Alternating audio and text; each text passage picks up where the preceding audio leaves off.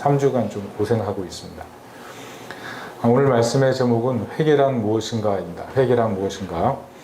칼릴 지브란이 그런 얘기를 했습니다. 우리들은 계절과 더불어 달라질 수 있겠지만 계절이 우리들을 바꿔놓지는 않는다. 이런 얘기를 했습니다. 여러분, 계절 바뀌면 옷이 바뀌죠. 계절 바뀌면 정서나 생각 여러 가지가 달라집니다. 그렇지만 계절이 사람을 근본적으로 바꿔놓지는 못한다는 거죠. 이번에 강추위가 계속돼서 여러분 많이 춥죠? 이렇게 많이 추울 때 특별히 바깥에 나가서 일하시는 우리 성도님들이 있다면 얼마나 힘들겠습니까? 특별히 추운 겨울에 꼭 따뜻하게 입으시고 다니시길 바랍니다. 그런데 이런 추운 겨울에 우리 마음을, 특별히 제 마음을 얼어붙게 만드는 몇 가지 얘기들이 있었습니다. 특별히 어린아이, 선량한 가족이라고 생각해서 입양했는데 나중에 보니 아이가 죽었어요. 그래서 정황을 살펴보니까 학대받은 징후가 너무 명백한 겁니다. 그래서 전국민적인 분노가 있잖아요. 요즘 그 일로 매스컴이 도배가 되고 있는데 더 충격적인 것은 그것이 바로 그리스도인이라는 사실 아닙니까? 그것이 우리 마음을 너무나 힘들게 만들죠. 또 어떤 거는 그런 사건이 있었어요. 완전 범죄가 일어났습니다. 어떤 강도가 금방 침입해서 싹 다 긁어갔습니다. 그래서 경찰이 잡으려고 하는데 잡을 수가 없는 거예요. 너무나 치밀해서. 그래서 이 더 치밀하게 수사해 보니까 이제 용각이 나오는 거죠. 그래서 수사관들을 이끌고 침입해서 딱 들어가서 잡아보니까 경찰인 거예요. 강도인 줄 알았더니 경찰이었어요. 더구나 훌륭한 경찰로 명망 있는 사람이었다는 것입니다. 여러분, 우리가 이런 사건들을 보면서 무슨 생각하나요? 아니, 어떻게 사람이 저럴 수가 있느냐? 인두껍을 써도 어떻게 저렇게 살아갈 수 있느냐? 아니, 기독교인이 어떻게 저렇게 살아갈 수 있느냐? 여러 가지 얘기를 할 수가 있다는 것입니다. 그런데 복음이 무엇입니까? 복음이라는 것은 내가 생각하는 것보다 사람이 더 죄인이라는 거예요. 영적으로, 정서적으로, 육체적으로 죄의 상태에 빠질 수밖에 없는 그런 마음의 상태를 가진 존재, 그게 바로 인간이라는 것입니다. 도산 안창호 선생님께서 미국 샌프란시스코에 갔을 때 우리 한국 사람들이 서로 상투 잡고 길거리에서 싸우고 있는 장면을 목격했다고 하지 않습니까? 여러분, 나라 뺏겼는데 또 한국 사람이라는 거 상투 보면 딱 모릅니까? 그때도 상투를 하고 있었나 보죠. 그런데 그 길거리 한복판에서 한국말로 욕지거리 하면서 상투 잡고 싸우니 얼마나 정말 볼썽사납습니까? 그래서 다가가서 물어봤대요. 왜 싸우냐고. 그랬더니 하는 말이, 어떤 분이 샌프란시스코에 고향에서 인삼을 가지고 와서 팔고 있는데 또 다른 사람이 인삼 팔길래 가봤더니 똑같은 제품이라고. 그래서 속상해서 서로 싸우고 있다는 거죠. 그 싸우는 모습을 보고 안창호 선생님이 그런 생각을 했다지 않습니까? 교육의 부재와 민족성의 개조가 없이는 이 나라의 독립은, 미래는 없다. 그런 결론을 내리고 결국 그 일에 올인한 거 아니겠습니까? 여러분, 근데 우리나라가 잘 생각해 보십시오. 교육이 없습니까? 우리나라 민족성 예전보다 나아졌잖아요. 그런데 현실은 어떻습니까? 어떤 지식인의 책을 제가 읽다 보면서 제가 한 가지 마음속에 큰 감을 받은 게 있어요. 그 내용이 뭐냐면, 자기 반성 없는 사람은 사람도 아니고 그런 사람은 미래가 없다. 저는 참 옳다고 생각합니다. 그건 맞는 얘기죠. 근데 다시 잘 생각해 보십시오. 이 나라 사람들이 자기 반성 없어가지고 지금 여기까지 이른 것입니까? 많은 사람들이 오늘도 내일도 다 자기 반성 하잖아요. 그런데 자기 반성 하면서도 세상은 갈수록 요지경이 되어가고 있는 거예요. 결국 이 원인은 사람 속에 선한 것이 없음을 깨닫고 그 문제를 해결하는 것이 진정한 문제 해결이라는 것입니다. 문제는 많은 기독교인들 중에서 회개를 자기 반성 정도로 생각한다는 거예요. 내가 이렇게 잘못했으니 그러지 말자. 이 정도의 결심으로 마무리하는 것, 그것을 회개라고 생각한다는 것입니다. 그러나 생각해 보십시오. 과연 자기 반성이 있는 사람들이 왜 변화되지 못했습니까? 자기 반성 잘하는 사람들이 있잖아요. 그런데 왜 그 주변이 그 사람을 인정하지 않습니까? 여러분, 자기 반성한 사람이 많은데 왜 그 사람이 하나님 자녀처럼 되지 못합니까? 그리고 자기 반성이 없는 사람은 정말 하나님 자녀가 될 자격도 없는 것입니까? 여러분, 여러 가지 생각해 보면 자기 반성과 회개를 동의어로 놓는 것 자체가 문제가 있다는 것입니다. 그래서 오늘 특별히 왜 사람은 변화되지 못하는가? 진정한 회개란 무엇인가? 이것을 한번 살펴봤으면 좋겠습니다. 오늘 본문을 보시면 세 가지 사건이 있습니다. 느헤미야가 페르시아 아닥사스다 왕에게 갔을 때 이 세 가지 사건들이 나타나는데요. 첫째는 레위가 도망간 사건입니다. 오늘 10절을 보면 부흥을 주도했던 레위들이 생업에 다 다시 돌아가 버립니다. 그 이유가 10절인데요. 내가 또 알아본즉 레위 사람들이 받을 목을 주지 아니하였으므로 그 직무를 행하는 레위 사람들과 노래하는 자들이 각각 자기 밭으로 도망하였거늘. 레위와 노래하는 사람들이 하나님 앞에 헌신하고 성전 봉사하는데 직임은 주었지만 봉급은 주지 않는 거예요. 살아갈 어떤 먹거리를 주지 않는데 어떻게 일하겠습니까? 그래서 자기 밭으로 다 도망가 버렸다는 거예요. 이 사실을 알고 느헤미야가 분노하고 11조 규례와 그리고 봉직, 직에 맞는 임금을 주기 시작하는 것, 그게 바로 느헤미야가 했던 일입니다. 그것이 바로 11절, 12절입니다. 같이 한번 읽어보겠습니다. 시작. 내가 민장들을 꾸짖어 이르기를 하나님의 전이 어찌하여 버림받았느냐 하고 곧 레위 사람들을 불러 모아 다시 제자리에 세웠더니 이에 온 유다가 곡식과 새 포도주와 기름의 11조를 가져다가 곡간에 드림으로. 물질 때문에 하나님 전을 어떻게 버릴 수가 있느냐, 어떻게 성전보다 물질이 중요하냐, 이렇게 나무라고 있다는 것이죠. 또 하나의 사건은 안식일 성수가 붕괴된 것입니다. 그것이 15절인데요. 그때 내가 본즉 유다에서 어떤 사람이 안식일에 술틀을 밟고 곡식단을 나귀에 실어 운반하며 포도주와 포도와 무화과 여러 가지 짐을 지고 안식일에 예루살렘에 들어와서 음식물을 팔기로 그날에 내가 경계하였고. 이하를 보면 장사치들이 들어와서 물고기 팔고 각색 장식품 팔고 이 물건 팔려고 성 밖에서 잠자는 그런 모습들을 보인다는 것입니다. 왜 그렇습니까? 먹고 사는 생계가 중요하다는 거죠. 안식일이라는 것은 이스라엘 공동체에 있어서 영적인 정체성과 다름없지 않습니까? 이것이 서면 이스라엘이 중흥하고 이것이 무너지면 이스라엘이 멸망했던 것이 안식일 규례입니다. 그런데 오늘 먹고 사는 문제, 생계의 문제 때문에 안식일을 쉽게 파괴하고 있었다는 것입니다. 그래서 느헤미야가 했던 일이 무엇입니까? 그게 17절입니다. 다 같이 읽습니다. 시작. 내가 유다의 모든 귀인들을 꾸짖어 그들에게 이르기를 너희가 어찌 악을 행하여 안식일을 범하느냐. 생계에 의해서 신앙이 무너지는 일들을 그렇게 사사롭게 하면 안 된다. 이런 경계를 하고 있는 것입니다. 그리고 셋째는 믿음의 결혼을 파기한 것입니다. 23절, 24절입니다. 그때 내가 또 본즉 유다 사람이 아스돗과 모압 여인을 맞아 아내로 삼았는데 그들의 자녀가 아스돗 방언을 절반쯤은 하여도 유다 방언은 못하니 그 하는 말이 각 족속의 방언이므로. 느헤미야는 예루살렘에 살던 사람들이 이방 결혼으로 신앙에서 멀어지는 것을 경계했다는 것입니다. 특별히 아스돗 여인들과 결혼해서 아이를 낳았더니 아이들이 유다 방언을 못하는 문제를 지적하고 있지 않습니까? 우리들은 아이들이 말 못하는 게 무슨 문제냐 이렇게 생각할 수 있지만 사실은 언어라는 것은 그 사람의 정서, 신앙, 종교, 문화를 아우르는 큰 문제가 있습니다. 예를 들어서 일본을 봅시다. 일본은 하나님이 하나님을 한문으로 쓰면 신이잖아요.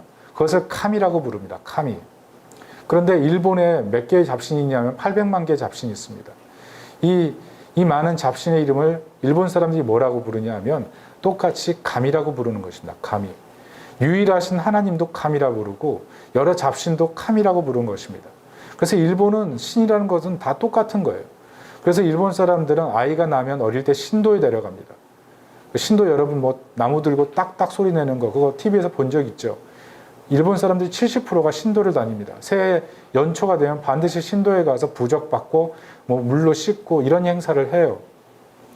아이가 태어나면 신도에 가고 그리고 결혼은 결혼식장이 아니라 보통 교회에서 합니다. 교회에서 하고 죽으면 장례식은 불교에서 치르는 것. 이게 일본 사람들의 라이프 스타일인 거예요. 왜? 카미. 말이 똑같다는 거예요. 하나님도 거의 똑같은 존재로 동급으로 취급받는 것. 그게 바로 언어와 문화의 관련성이 있는 문제라는 것입니다. 이처럼 언어의 혼잡은 작은 문제가 아니었다는 것입니다. 그래서 25절 보면 느헤미야는 책망하고 저주하고 머리털을 뽑으면서 단호하게 대응을 하는 것입니다. 왜냐하면 역사적으로 이방 결혼을 통해서 이스라엘이 망했기 때문에 그러죠.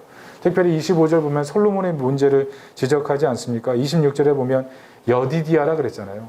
여디디아 뜻이 사랑을 입은 자 아닙니까? 그런데 솔로몬이 모압 여인 암몬 여인이랑 결혼하면서 그 사람들이 갖고 있던 우상 문화가 그대로 이스라엘에 들어와서 결국 이스라엘이 우상 숭배에 빠지고 몰락했다는 거죠.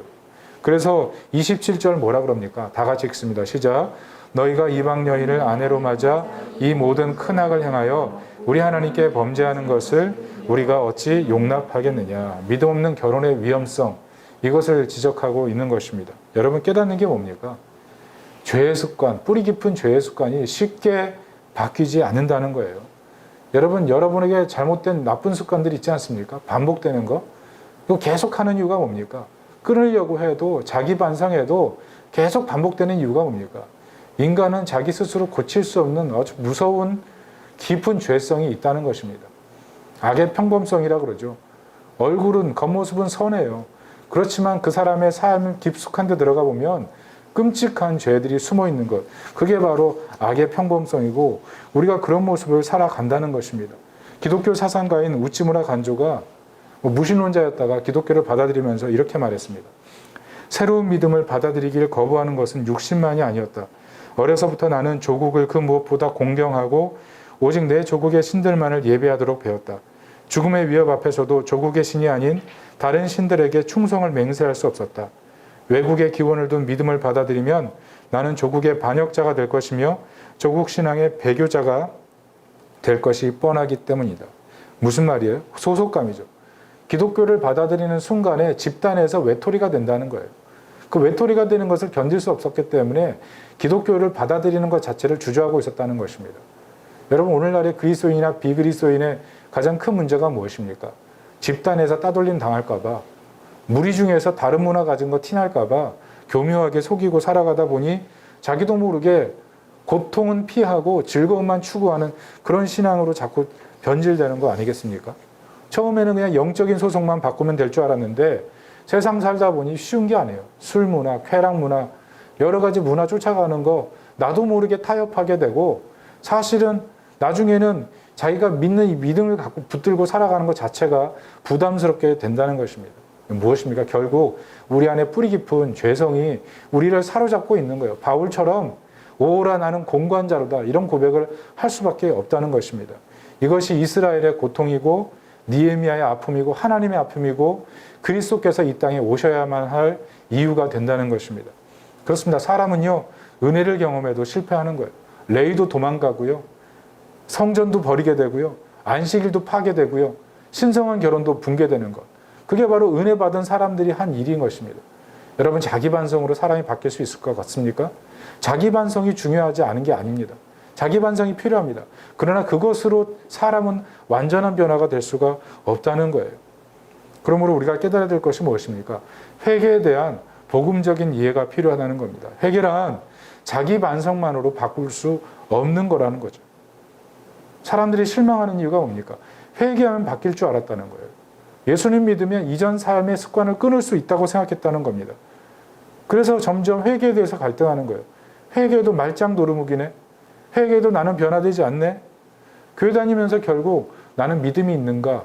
이런 의심까지 하게 된다는 것입니다. 사실 하나님께서 죄를 이길 능력을 주십니까? 안 주십니까? 주십니다. 고린도전서 10장 13절에 보면 사람이 감당할 시험 밖에는 너희가 당한 것이 없나니 오직 하나님은 미쁘사 너희가 감당하지 못할 시험당함을 허락하지 아니하시고 시험당할 쯤에 또한 피할 길을 내사 너희로 능히 감당하게 하시느니라. 감당할 시험 주십니다. 피할 길 내십니다. 감당할 능력 주십니다. 이게 성경의 말씀이에요. 성경의 약속이란 말입니다. 그렇지만 현실에서 우리가 살아가다 보면 실패한다는 거예요. 나도 모르게 실패한다는 거예요. 날마다 낭패감을 경험해요. 오늘도 화냈어. 오늘도 속으로 그냥 나쁜 생각했어. 저 사람 그냥 뒤집어 엎어버리고 싶어. 분노가 불같이 일어나고 그럴 때마다 이게 뭐지? 난 기독교인인데 이런 생각한다는 거죠. 왜 그렇습니까? 이중신분이기 때문에 그래요. 우찌무라 간조가 얘기했던 것처럼 우리는요 세상 질서와 하나님 나라 질서를 같이 사는 거예요. 그러니까 전투가 있을 수밖에 없는 겁니다. 그 전투를 당연한 것으로 받아들여야 되는데 전투는 거부하고 고통은 거부하고 유익만 얻으려고 하는 우리 마음의 계산이 있다는 거예요. 여러분 보세요. 레위도 무너지고요. 성벽 재건자도 무너지고요. 그리고 성전을 사랑해서 안식일을 지켰던 사람도 무너지고 결혼을 순결하게 생각했던 사람도 다 무너지잖아요. 그게 바로 그리스도인이고 이 세상을 살아가는 모든 사람들의 문제라는 것입니다. 그러므로 우리가 발견하는 것은요, 자기 반성했다고 진짜 회심했다, 자기 반성했다고 그리스도인이다, 이렇게 얘기할 수 없는 거예요. 교회에 와서 다닌다, 그래서 신앙생활한다, 그렇다고 진짜 그리스도인이다 말할 수 없는 부분이 있다는 겁니다. 그 사람의 행동이 변화됐다고 해도 그 사람이 정말 회심했다, 이렇게 말할 수가 없는 거예요. 어떻게 보면 다 가면무도회 하고 있는 거예요. 진짜는 변화되지 않고 그냥 겉에만 가리고 있는 채 그렇게 살아가는지도 모릅니다. 문제가 뭐예요? 결국 마음의 문제인 거예요. 마음의 상태가 잘못되어 있으면 아무리 겉으로는 선한 행위 해도 나중에는 말짱도루묵 다시 죄에 빠진 채 이 죄의 뿌리 속에 헤매이고 이 죄의 뿌리로부터 나오는 힘을 가지고 죄의 힘으로 살게 되는 것, 그게 바로 인간의 모습이라는 겁니다. 그래서 사람은요, 이 마음이 변화되지 않기 때문에 나도 모르게 죄의 성향에 지배당하는 거예요. 그렇다면 어떻게 마음으로 죄를 이겨내고 변화된 삶을 살 수 있습니까? 오늘 느헤미야가 취했던 이 두 가지 방법, 이 복음적인 해결인데 이 두 가지 방법을 붙들고 죄와 함께 싸워보는 그런 하나님 백성이 되시길 바랍니다. 첫째는 강도 높게 행동하는 것입니다. 느헤미야의 강도 높은 개혁은 죄와 싸우는 것입니다. 오늘 11절, 17절, 27절을 보면 반복적으로 느헤미야가 하는 말이 뭡니까? 어찌하여 성전을 버리느냐? 어찌하여 안식일을 붕괴시키느냐? 어찌하여 이방 결혼을 용납하느냐? 어찌하여? 영어로 보면 why, what, why 계속 이렇게 반복합니다. 무슨 말이죠? 죄와 싸우라는 거예요. 죄와 싸우라. 히브리서 12장 4절 보면 너희가 죄와 싸우되 아직 피 흘리기까지 대항하지 아니하고, 죄와 싸울 때는 피가 있어야 된다는 겁니다. 그만큼 강한 마음을 가지고 죄와 싸우려고 해야 되는데 죄와 싸울 때 피 흘리기까지 싸우지 않는다는 거 아니에요? 히브리서 기자가 우리에게 하는 말은 뭐냐면 성도들이 믿음 생활하면서 죄와 대항하여 전쟁하지는 않는 삶을 산다는 거죠. 여러분, 우리가 믿음 생활하면서 언제 정말 무력해집니까? 실패해서 무력해집니까? 아니에요. 실패해서 무력해지는 게 아니고 싸우려고 하지 않기 때문에 무력한 거예요. 인생이 다 그렇죠. 안 될 때 있죠. 무력감 느낄 때 있죠. 그때 진짜 무력감을 극복하는 사람이 누굽니까? 문제 분석하는 사람입니까? 아니면 다시 싸워보려고 하는 사람입니까? 여러분, 세상살이도 싸워보려고 하는 사람이 이기는 거 아니겠습니까? 하물며 우리 그리스도인이 실패했다고 주눅 들면 되겠습니까? 실패할 수 있어요. 넘어질 수 있어요. 그러나 복음은 뭐냐 하면 싸워보라는 거예요. 실패할 수 있다. 그러나 죄와 싸우려고 하지 않을 때 더 이상 승리할 수는 없다. 여러분, 유혹이 있지 않습니까? 끊임없는 유혹이 올 때 넘어집니다. 넘어지지 않는 사람이 누가 있어요? 그러나 그 죄와 싸워보려고 걷어붙이고 나서는 그런 모습, 그게 바로 예수 믿는 사람의 진정한 복음적 회개라는 것입니다. 생각해 보세요. 연약한 군대가 있다고 해봅시다. 내가 연약한 군대 소속이에요. 내가 그럼 사령관이에요. 상대방은 굉장히 강한 군사력을 갖고 있어요. 싸우려고 해요. 그러면 전력 비교하지 않겠습니까? 저 사람들의 가장 강점, 나의 강점, 나의 약점, 무슨 손해 다 계산해보고 전쟁터에 설 거 아니에요. 우리가 그런 모습이 있어야 된다는 거죠. 그런데 우리에게는 이런 싸움에 대해서는 롯처럼 소돔과 고모라에 들어가서 엄청난 부귀영화를 누리기를 원하지 그 땅에 떨어질 불심판과 유황 불구덩이를 생각하지 않는다는 것입니다. 그 땅에 들어가서 변화시켜야 될 그런 모습보다는 내가 얻을 것만 계산하고 살기 때문에 결국 더 무기력해진 그런 신앙생활을 하게 된다는 것입니다. 또한 싸움의 방식도 조심해야 됩니다.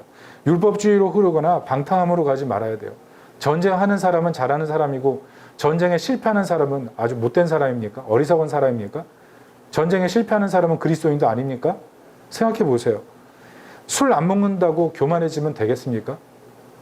그러면 술 먹었다고 절망하면 되겠습니까? 죄 안 짓는다고 교만하면 됩니까? 그럼 죄 졌다고 그럼 교회 안 다닙니까? 여러분, 부부싸움 잘하면 교만해지겠습니까? 그럼 부부싸움 하면은 우리는 기독교인도 아니니까 교회 나갈 필요도 없는 겁니까? 자녀를 키웠더니 자녀가 너무 훌륭하게 자랐습니다. 그걸로 그럼 교회에서 막 으쓱거리며 다녀야 되겠습니까? 아니면 자녀를 키웠는데 자녀가 정말 형편없습니다. 그것 때문에 교회 갈 때 얼굴도 들지 못하고 다니게 되기 때문에 교회 갈 생각도 않고 교회 바꾸려고 하는 마음을 갖고 있는 것, 그건 바른 것입니까? 이런 싸우는 방식의 문제가 어떻게 보면 우리는 하나님이 원하는 복음적인 방식이 아니라 지극히 율법주의적이거나 세상적인 그런 방법으로 우리가 대응하더라는 거죠. 그래서 싸움이라는 것은 본질적으로 복음의 방식이 필요하다는 겁니다. 복음의 방식. 기렉 길버트가 복음이란 무엇인가라는 책에서 이런 얘기를 했어요. 회심한 사람과 회심한 사람의 차이가, 회심하지 않은 사람의 차이가 뭐냐?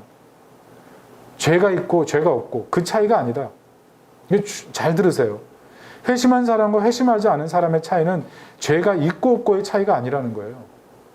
어떤 사람은 죄를 너무 사랑해서 죄와 함께 하나님과 더불어 싸우는 사람. 그 사람 회심하지 않은 사람이겠죠. 회심한 사람은 어떤 사람이냐 하면 죄가 있어요. 그런데 하나님과 더불어 하나님과 함께 그 죄와 싸우려고 하는 사람. 그 사람이 회심한 사람이라는 거예요.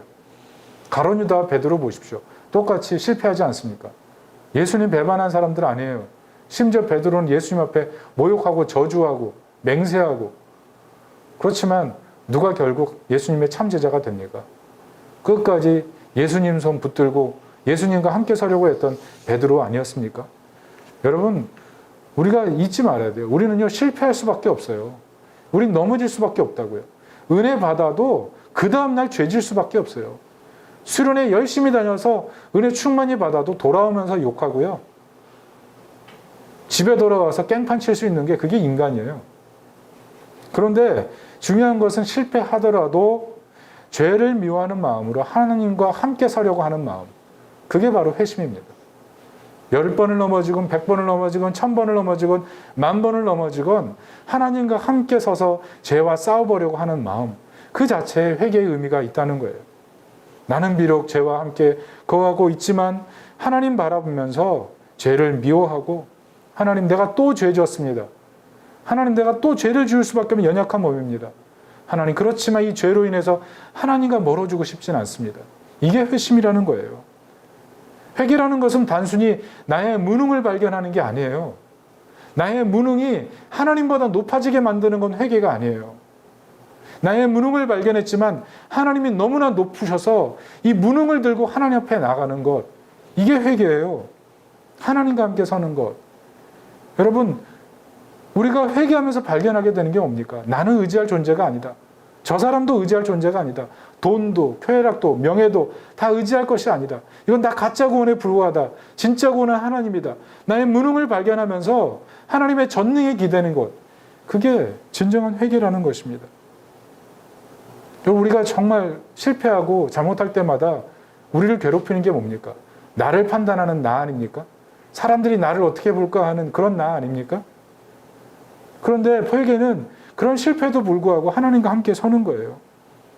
우리를 판단할 분은요, 하나님이세요. 나도 나를 판단하지 않는다고 바울이 얘기하잖아요. 우리는 나 스스로 어떻게 정죄하면 안 되는 거예요. 우리 하나님 자녀니까 예수 믿는 사람은요, 내가 나를 판단하지 않는 거예요. 나를 향해서 멍청이, 바보, 실패쟁이, 어리석은 놈, 그렇게 반복적으로 자신을 향해서 그렇게 말하는 게 비복음적이라는 거예요. 나는 실패했지만 나는 예수님의 보혈의 피로 용서받은 존재입니다. 내가 용서받았기 때문에 나는 실패했지만 나는 여전히 사랑받는 존재입니다. 그게 바로 복음적으로 나를 바라보는 것이고 회개의 진정한 관점이라는 것입니다. 그래서 우리는 나의 실패를 바라볼 때마다 누구를 바라보는 거예요? 나의 죄를 위해 죽으신 예수님. 나의 죄를 이기게 하시기 위해서 부활하신 예수님. 그 예수님 바라보는 거예요. 그 예수님 바라볼 때 우리는 죄와 싸움의 시작이 되고 죄와 싸움에서 승리를 얻게 되는 은총이 있는 것입니다. 특별히 우리가 감사한 게 무엇입니까? 이렇게 하나님과 함께 서고 예수님의 십자가를 바라볼 때 성령님께서 우리 마음속에 일하기 시작하는 거예요. 그게 요한복음 14장 26절입니다. 보혜사 곧 아버지께서 내 이름으로 보내실 성령 그가 너에게 모든 것을 가르치시고 내가 너에게 말한 모든 것을 생각나게 하시리라. 예수님 바라볼 때 성령께서 보혜사가 뭡니까? 파라클레이토스, 옆에서 곁에서 위로하시는 분. 우리의 실패를 불쌍히 보시고 우리를 위로하시고 새 힘을 주시는 분이라는 거예요. 그래서 내가 비록 실패했지만 하나님 바라보고 실패했지만 십자가를 바라볼 때 성령님께서 나도 모르게 예배의 자리에 나오게 하시고 나도 모르게 찬양하게 만드시고 나도 모르게 기도하게 하시고 나도 모르게 울게 하셔서 나를 하여금 돌이키게 만드는 것. 그게 바로 성령의 역사라는 것입니다. 이런 승리가 우리에게 있음을 믿으시고 용기와 소망을 가지시길 예수님의 이름으로 축복합니다. 둘째는 약하게 보이지만 가장 강력한 힘을 느헤미야가 가르칩니다. 그게 무엇이냐면 겸손히 기도하는 것입니다. 오늘 느헤미야의 기도의 특징이 무엇입니까? 자신의 연약함을 고백하는 거죠. 오늘 14절을 보십시오. 같이 읽어볼까요? 시작.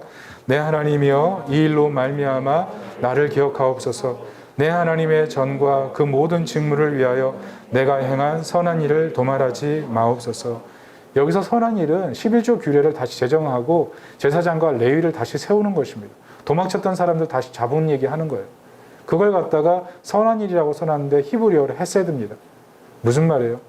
자기를 지금 자랑하는 겁니까?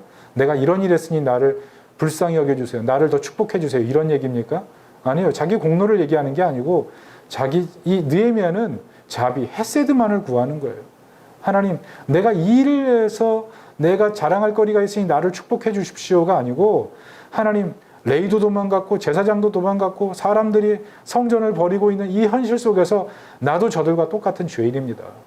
나도 얼마든지 세상사 살다 보면 이런 시험에 넘어질 수 있는 연약한 존재입니다. 하나님, 내게는 은혜가 필요합니다. 나를 불쌍히 여겨주세요. 그게 바로 느헤미야의 겸손한 기도였다는 것입니다. 22절을 보십시오. 22절을 다 같이 읽어봅니다. 시작. 내가 또 레위 사람들에게 몸을 정결하게 하고 와서 성문을 지켜서 안식일을 거룩하게 하라 하였느니라. 내 하나님이여 나를 위하여 이 일도 기억하시옵고 주의 크신 은혜대로 나를 아끼시옵소서. 나를 아끼시옵소서. 이 아끼시옵소서가 덥다라는 의미입니다. 덥다. 측은히 여겨서 불쌍히 여겨서 나를 붙잡아 달라. 이것이 느헤미야의 고백입니다. 무슨 말이에요? 죄를 이길 사람이 없다는 거죠. 내가 지금 지도자의 자리에 있기 때문에 안식일 규례를 정하고 있지만 사실은 나도 먹고 사는 문제에 걸리면 나도 저 사람들처럼 얼마든지 넘어질 수 있는 연약한 인간에 불과하다는 거예요. 죄를 이길 사람은 세상에 없다는 거예요. 그 고백을 하면서 하나님, 나를 은혜로 덮어주십시오. 나를 측은히 여겨주십시오. 이런 고백을 하는 게 느헤미야라는 것입니다. 깨달은 게 무엇입니까? 우리는요, 느헤미야를 볼 때 위대한 인물로 생각합니다. 큰 인물로 생각해요. 그런데 오늘 본문을 보면서 느헤미야를 보면 깨닫는 게 뭡니까? 느헤미야도 연약한 인간에 불과했다는 거예요. 위기가 하고 어려움이 오니까 하나님의 도우심을 구하고 불편한 현실을 보면서 낙심하고 좌절하고 은혜를 받고 쓰러져 있는 많은 사람들을 보면서 답답해하고 괴로워하는 이 느헤미야의 모습을 발견하는 거죠. 그리고 느헤미야는 연약한 인간에 불과했어요. 지도자의 자리에 있지만 연약한 인간에 불과했기 때문에 하나님의 도우심을 구하는 그 느헤미야의 모습. 이런 모습을 계시록 3장 8절엔 이렇게 얘기합니다. 같이 읽어봅니다. 시작. 내가 내 행위를 아노니 내가 작은 능력을 가지고서도 내 말을 지키며 내 이름을 배반하지 아니하였도다. 중요한 사실은 연약한 인간임에도 불구하고 하나님의 말씀을 따라서 하나님의 은혜 베푸심을 믿고 하나님을 배반치 않고 낙심하지 않고 끝까지 자기 자리를 지키면서 헌신하고 나아갔다는 것입니다. 주님께서는 이처럼 우리가 작은 능력임에도 불구하고 말씀을 붙들고 하나님의 그 측은히 여기심을 붙들고 나아가는 사람에게 놀라운 능력으로 함께 해 주시는 겁니다. 그러므로 여러분, 우리에게 언제 변화가 일어납니까? 참회개가 언제 일어납니까? 하나님, 나는 연약한 죄인에 불과합니다. 하나님의 은혜 없이는 우리 가정도 미래가 없습니다. 내 진로에 미래가 없습니다. 하나님 없이는 우리 가정이 세워질 수가 없습니다. 우리 자녀들의 미래도 하나님의 돌보심 없이는 장담할 수 없습니다. 하나님 은혜 베풀어 주십시오. 나는 무력한 인간에 불과합니다. 무슨 말이에요? 하나님의 능력이 임할 때 참된 변화가 일어난다는 거 아니겠습니까? 여러분, 우리가 왜 예배를 소중하게 생각해야 됩니까? 예배는 인간의 능력을 완전히 부인하는 자리이기 때문에 그래요. 이 예배는 내가 가지고 있는 힘과 능력을 자랑하는 공간이 아니에요. 오직 하나님의 능력에 기대는 자리예요. 하나님, 이 시간도 임재해 주옵소서. 성령님 임재하셔서 우리의 무력함을 하나님의 능력으로 채워주십시오. 그게 예배 아닙니까? 그래서 예배 드리면 드릴수록 하나님의 능력 속에 새 사람이 되는 거예요. 그래서 우리가 겸손히 기도해야 되는 것입니다. 하나님, 우리 가정의 미래를 지켜주십시오. 우리 자녀들의 미래를 지켜주십시오. 우리의 건강을 지켜주십시오. 하나님, 이대로 가면 우리 가정 어떻게 합니까? 우리 부부관계 어떻게 합니까? 하나님 돕지 않으시면 아무것도 세워줄 수 없습니다. 우리의 무능력함을 하나님 돌아봐 주십시오. 겸손히 기도하는 거죠. 왜? 능력이 바닥났으니까. 왜? 실패했으니까. 왜? 내 힘으로 안 되니까. 왜? 사람들도 얼마나 부족한 사람인 거 나의 실체를 다 알고 있으니까. 갈수록 우리가 발견하는 건요, 나의 연약함밖에 없는 거예요. 그런데 그런 연약함 속에 하나님의 능력에 기댈 때 변화가 일어나는 거예요. 답답한 마음, 힘든 심령, 그 연약함을 가지고 하나님, 주님 치료해 주십시오. 주님의 손이 아니면 내 질병, 내 몸, 내 마음, 내 생각 치유될 수 없습니다. 하나님, 이 한계를 벗어나게 도와주십시오. 이 절망의 골짜기에서 나를 해방시켜 주십시오. 주님만이 나를 살릴 수 있습니다. 이런 가난한 마음의 기도가 우리 인생을 변화시킨다는 것입니다. 심령이 가난한 자 복 있나니 천국에 그들의 것임이요 그랬어요. 가난한 심령으로 겸손히 기도할 때 변화가 일어나는 것입니다. 최근 교회에서 제가 암송반 한다 그랬죠. 성경 같이 읽기도 하고 같이 암송도 하고 2개를 제가 하고 있습니다. 암송반은 아마 한 달 후에 또 열릴 것 같아요. 여러분, 이 암송반에 참여한 분들의 공통적인 특징이 있습니다. 가난한 마음으로 은혜를 사모해요. 여러분, 암송이 쉽지 않습니다. 지금 벌써 한 39절 외웠나요?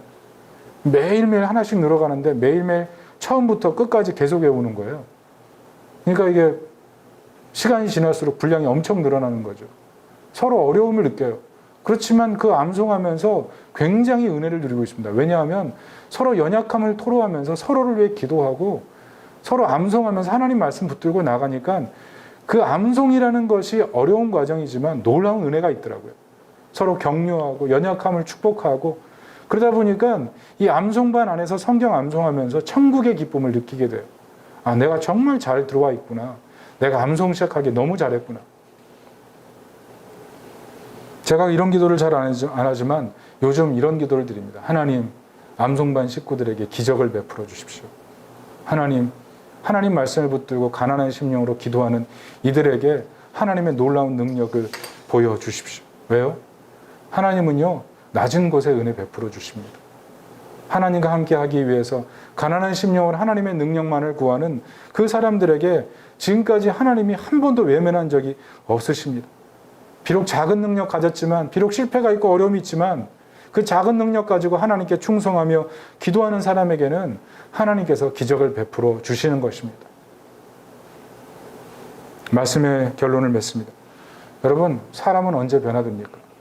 자기 반성하면 변화됩니까? 물론 자기 반성 필요합니다. 그러나 자기 반성만으로는 회복될 수 없습니다. 복음적인 회복이 필요한 겁니다. 어떤 일본 선교사님 만났는데 그분이 저한테 참 은혜로운 얘기 많이 해주셨어요. 자기 교회 성도들은 짐을 한 손으로만 들고 다니는 성도가 있다는 거예요. 그래서 그 무슨 일인지 물어봤더니 이 한 손은 예수님과 동행하는 손이기 때문에 예수님 손잡고 다니기 때문에 짐을 안 든다는 거예요. 이전에는 주님을 생짜배기 하나도 몰랐다는 사람이에요. 근데 예수님 만나고 나니까 인생의 짐은 예수님과 함께 지는 것을 배웠어요. 그래서 짐은 항상 한 손으로 들고 나머지 한 손은 예수님 손잡고 인생을 살아가고 있다는 거죠. 얼마나 고귀한 믿음입니까? 어떤 성도는 교회 올 때 암 말기였어요. 사람들이 다 알아요. 곧 죽는 거. 그 고통의 시간을 지나는 거 다 알아요. 서로 중보기도 하고 마지막에 정말 병상에서 돌아가십니다. 그런데 마지막에 이렇게 얘기하셨대요. 하나님, 저를 창조하신 목적은 하나님을 찬양하기 위함입니다. 인간이 존재하는 목적은 하나님을 높이기 위함입니다. 그 고백을 하고 돌아가셨다는 거예요. 그 얘기를 그 옆에서 들었던 많은 사람들이 얼마나 도전이 되고 얼마나 하나님을 더 찬양하고 싶은 마음이 생겼겠습니까? 어떻게 죽어가면서 암이라는 그 고통의 질병을 안고 그런 고백을 할 수가 있겠습니까? 여러분, 인생에서 많은 파고들이 다가오는데 마음속에 절망만 쌓이는 거 아닙니까? 그런데 하나님을 만나고 복음적인 회개가 있으니까 이런 고백을 하게 되는 거예요. 어떤 성도는 교회 들어올 때 얼굴이 흑빛이었대요. 시커멓고 절망이 가득해서 문 빼꼼 열고 들어왔는데 하나님 말씀 배우고 성경 공부 시작하더니 이제는 매주 성경 공부 시간마다 도시락을 싸운대요. 낮아지고 섬기는 것, 그게 행복한 걸 발견한 거예요. 그 일을 통해서 하나님과 동행하여 살고 그 일을 통해서 주님과 함께하는 것이 너무 기뻐서 그 일을 즐거움으로 하는 것. 이것이 어떻게 가능합니까? 어떤 분은 회사에서 사장이 됐어요. 사장이니까 보통 뭐 자기가 세운 회사 아닌 경우에는 뭐 여러 가지 그래도 운신의 폭이 있지 않습니까? 그런데 회사에 우상이 있더래요. 그래서 선교사님 불러다가 오늘 예배 드리고 그 우상 모든 사람 앞에서 뺏어다가 불태워버리고 회사를 더 건강하게 세워서 더 칭찬받았다는 얘기가 있어요. 근데 그분이 거기서 끝난 것이 아니라 마음속에 선교에 대한 부담이 있었는데 결국 사장 자리 다 내려놓고 선교지로 떠나서 복음을 위해 사는 그런 모습을 얘기하더라는 거죠. 여러분, 제가 그 얘기를 듣고 무슨 생각했겠습니까? 여러분, 사람이 변화됩니까? 여러분, 정말 예수 제대로 믿는 사람 세상에 몇 명이나 있습니까? 이런 기적이 정말 일어나는 것이 가능합니까? 그렇습니다. 가능해요. 그 일이 가능합니다. 복음적인 회개가 있다면 우리는 이런 놀라운 기적적인 생생한 감동적인 은혜를 끼치는 그런 믿음의 삶을 살 수가 있는 거예요. 하나님과 함께해서 죄와 싸우려고 하고 적은 능력이지만 가난한 심령으로 하나님 앞에 기도하며 나아갈 때 우리 인생에 이런 기적이 일어나는 것입니다. 여러분, 복음이 무엇입니까? 예수님께서 하나님과 우리 사이에 막힌 땅 허무시기 위해 이 땅에 오셔서 죄와 싸우고 승리하셨습니다.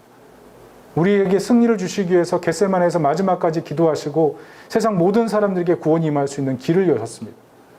그래서 우리 그리스도인들은요, 예수님께서 가지고 계신 이 승리 안에 이미 있는 거예요. 그게 그리스도인의 축복이에요. 그런데 이 승리 안에 있는 우리가 적은 능력을 가지고 하나님과 함께해서 죄와 싸우려고 하고 이 승리 안에 있는 우리가 적은 능력을 가지고 가난한 심령으로 하나님 앞에 기도하면 얼마나 더 큰 승리가 있겠습니까? 로마서 8장 37절을 우리 다 같이 한번 읽어보겠습니다. 시작. 그러나 이 모든 일에 우리를 사랑하시는 이로 말미암아 우리가 넉넉히 이기느니라. 그렇습니다. 예수님께서 적은 능력을 가지고 하나님과 함께하며 겸손히 기도하려고 나아갈 때 더 큰 승리, 넉넉히 이기게 하시는 능력을 베풀어 주시는 겁니다. 여러분, 이 능력 안에 살면 변화가 일어납니까? 안 일어납니까? 여러분, 아무리 바뀔 것 같지 않은 사람도, 실패하는 사람도 변화될 수 있습니다. 아무리 무능한 사람도 바뀔 수 있습니다. 가정이 아무리 암담해도 미래가 바뀔 수 있습니다. 현실이 아무리 답답한 문제가 있어도 바뀔 수 있습니다. 질병이 있어도 그 질병 속에서 승리하는 영광이 있는 것입니다. 진로가 막혀도 너무 걱정하지 마십시오. 자녀의 현재 모습이 아무리 깜깜해도 하나님 안에서 승리가 있는 것입니다. 부부관계가 아무리 답답하고 문제가 있어도 하나님께서 은혜 베푸시면 회복이 되는 것입니다. 하나님 안에서 변화되지 못할 것은 없는 거예요. 우리 인생 모두에는 이 복음 안에서 기적이 일어날 수 있는 것입니다. 이런 은혜 속에 거하시기를 예수님의 이름으로 축원합니다. 아멘. 우리 다 같이